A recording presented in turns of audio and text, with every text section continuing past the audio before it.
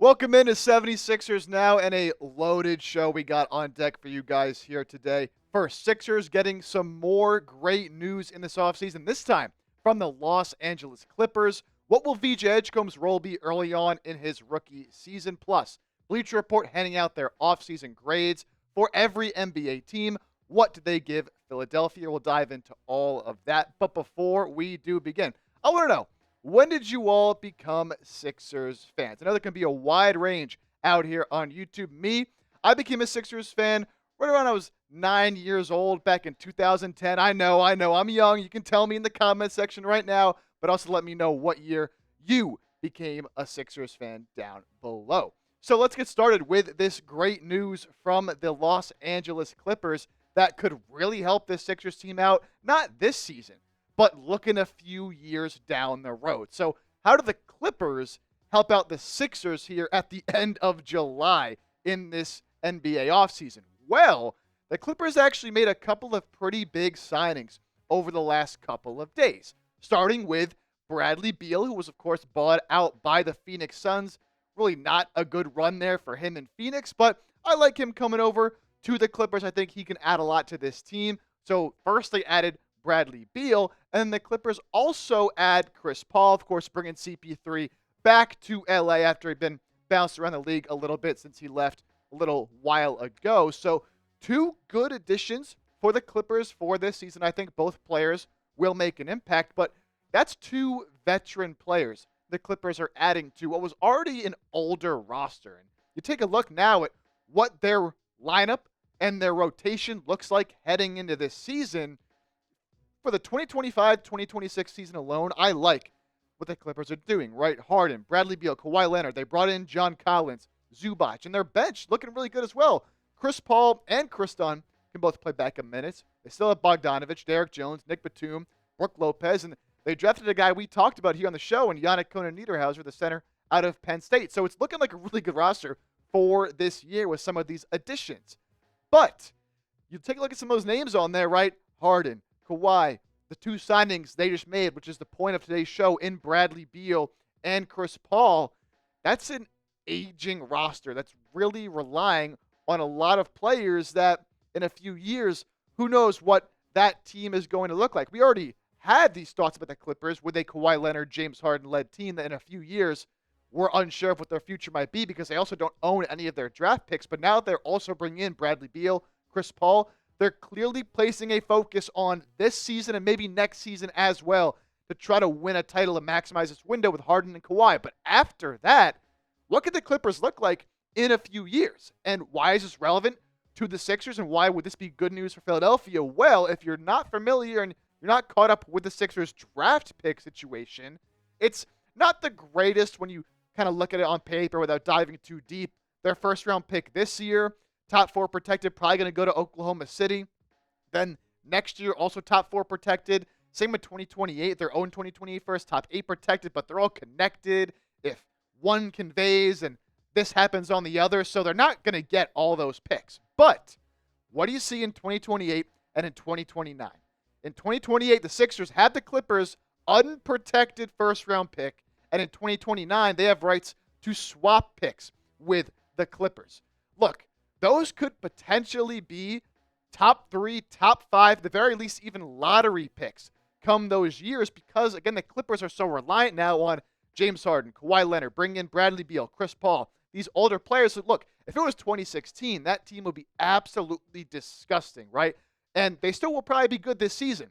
But 3 years from now, 4 years from now, I don't imagine any of those guys are maybe not going to be on the team, but at the very least not playing at the same level they are right now. So that could be huge for the Sixers because Paul George's contract runs through the 2028 season. Joel Embiid's contract runs through the 2029 season. If things do go awry and over the next few years they maintain, still being injured and the Sixers cannot bounce back, those picks could be huge if the Sixers team does need to enter a full-on rebuild and they don't really have control over their own picks. They can potentially get a couple of top 5 picks from the Clippers in back-to-back years. So make sure you keep an eye on that Clippers team, especially as we head into the next couple of seasons. But look, I know they're LA. They're always going to make moves to stay in it. But man, they really are looking like an older veteran team that's going all in on this next couple of years. Could benefit the Sixers down the road. Let's get to some talk on VJ Edgecombe. Only played 2 games in the Summer League, the Sixers' 3rd overall pick in this last year's draft. And a lot of people are wondering what his role could be for this upcoming season because he did look very good in the 2 games he played. But again, only played those 2 games, dealt with a thumb injury, which turned into a wrist injury. And the Sixers are pretty loaded at the guard spot, especially once they bring back Quentin Grimes. So what is his role? Will he start? Will he come off the bench? What can we expect out of VJ Edgecombe? Well, Bleacher Report put together what they think every top rookie's role is going to be for this upcoming NBA season. And here's what they had to say, thinking that VJ Edgecombe probably going to come off the bench. A healthy Jared McCain should start with Tyrese Maxey as it stands right now. Quentin Grimes returning presumably forces VJ Edgecombe into a bench role. I imagine Jared McCain will also come off the bench, but it's neither here nor there. The rookie would give the starting lineup a spark of explosiveness that it currently lacks. But in all likelihood, Edgecombe will back up Quentin Grimes and Paul George, operate as a second unit scorer who'll provide speed, rim pressure, shot making, unselfish ball moving, and defensive activity. I tend to agree here with Bleacher Report that VJ Edgecombe will come off the bench, probably won't play as big of a role as some people would like to see starting the season. I know with especially that first Summer League game in the Salt Lake City Summer League, what he showed, that athleticism, the scoring ability, taking it off the dribble, creating his own shots, showed more playmaking than we initially thought he had, and of course the defense as well. A lot of Sixers fans want to see him in the starting lineup, and I understand that. But assuming Quentin Grimes is back, which I know we're still waiting for that to become official, but it will happen, it makes the most sense to let VJ Edgecombe come off the bench, be that spark, right? Because, yeah, you have Jared McCain coming off the knee injury, but with that athleticism, that 1-2 punch in that backcourt coming off the bench with McCain and Edgecombe could be disgusting. And at the end of the day, I know he's a 3rd overall pick. He's still a rookie, has a ways to go, especially in the offensive side of the ball with his jump shot. No reason to force him in there in the starting lineup for a team trying to win now. Let him come off the bench. Let him be that bench scorer, that bench energizer. And then, look, if he plays extremely well throughout the first few months of the season, you can have some more conversations. But I think that makes a lot of sense for his starting role. Some more from VJ from Bleacher Report. Edgecombe made just 2 Summer League appearances, as I mentioned, one in Salt Lake City, the other in Vegas, separated by 10 days while he recovered from that thumb injury. Combined 60-ish minutes of court time. Not a lot to go on, but the 19-year-old impressed with flashes of a more dynamic skill set than someone only along for the ride. Curiosity should peak after watching the relative ease with which he got to his spots in the half court. Even after baking in with his left hand, including an open space, he had a poise about him in the lane that could wear out defenses. When he turned on the Jets, it was more like a calm and collected burst. And the passing instincts, pretty dope for someone not packaged as a playmaker. Shouldn't get nearly this much time on the ball with the grown-up Sixers, but it's good to know his creative depth is worth exploration if the opportunity or need does present himself. Did do a lot of ball handling duties in the Summer League, as the Sixers Summer League coach and the coaching staff said he would do, which, look, he's just not going to have the same opportunities once we get into the regular season. But I am encouraged by what I saw. Had more on-ball skills than even I anticipated, because he didn't do a lot of that at Baylor either. Wasn't really asked to, but with that athleticism, with the defense, whatever role he ends up playing, he's going to make an impact with that role. And I wouldn't be surprised if, as the season moves on, he does kind of force this Sixers team to have to play him more minutes, and leads to him maybe not starting, but at least playing a significant role, maybe even closing games, certain games and certain matchups down the stretch. But, of course, a lot of good is some bad as well to discuss with VJ Edgecombe. Concern creeps when viewing his performances through the lens of how he'll probably play in Philly. 2 of 12 clip from 3 is unnerving. Edgecombe never found a groove, whether it was off the dribble or on the catch. Attacking closeouts will get harder if he remains so topsy-turvy with the left hand, and if defenses don't feel the need to guard him all that closely from distance. While he reached his spots, the touch from the mid-range and the bucket was inconsistent. Better spacing in the regular season could go a long way for him. If it doesn't, Edgecombe can still turn the dial up running the floor and on the defensive end. Again, it's 2 games, right? So the good, the bad, you can't overreact too much, especially playing on a Summer League roster with a lot of guys that are really just trying to get their own and prove that they belong in the NBA. Not as much of a team environment, really, even though everyone says they want to win the Summer League championship. Everyone also wants to get a job in the NBA, right? So they're going to try to show what they can do. So not trying to judge too hard, and of course we'll see what happens. The 3-point shot was a concern coming out. Didn't look great in Summer League, but again, just a couple of games. So hopefully that does come along because he will be asked to do that a lot, playing around Joel Embiid, Paul George, and the rest. I'm just excited to get to see VJ Edgecombe play once the season does begin, a player that I think is going to make a big impact, even in his rookie year for Philadelphia. You be the coach. Pretend you are Nick Nurse. You're the one making the rotations for this Sixers team. What would you do with VJ Edgecombe? Should he start? Should he come off the bench? Give me an S for start or a B for bench. Sound off what you think down below in the comment section. Feel free to leave me a reasoning down there as well. Let's embrace debate.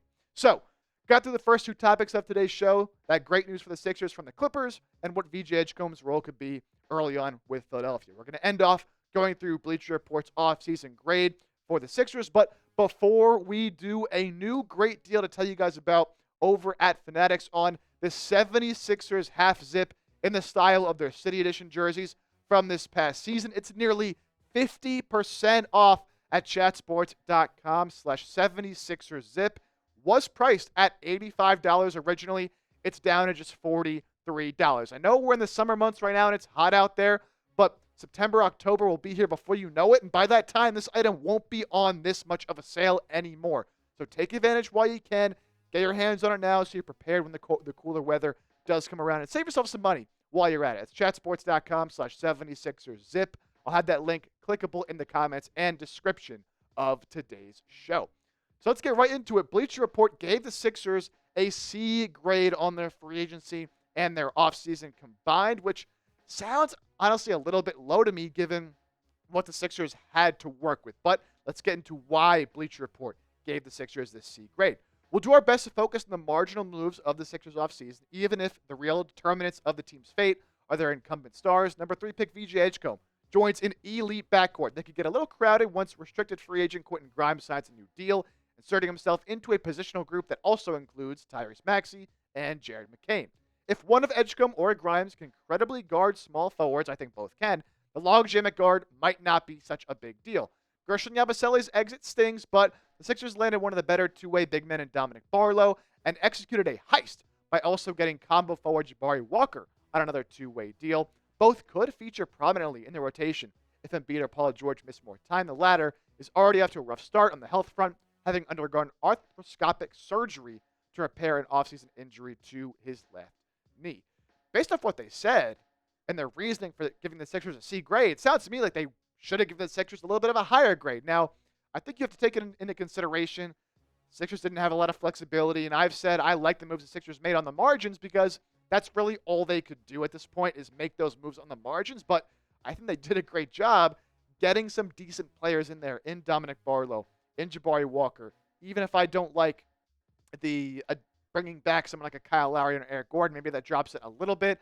I'd probably give the Sixers a B to a B minus. I think anything above that is just too much because they didn't make any flashy moves. But you got to factor in the VJ Edgecombe pick as well. It's an off-season grade as a whole. So I think a little bit low there from Bleacher Report. The Sixers did what they could. Now, look, is it enough to overcome being so reliant on Joel Embiid and Paul George? I've talked about this before. It's not. It's the unfortunate reality and situation with this organization. But again, I think with what Daryl Morey was able to do with this team, the money he had to work with, which is basically nothing, as long as they bring back Quentin Grimes, it'd be an F. They can't bring back Grimes at this point.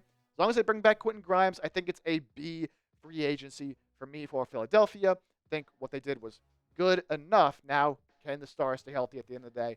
That's really all that matters with this team at the moment. What say you, though? Do you agree with Bleacher Report? Do you disagree?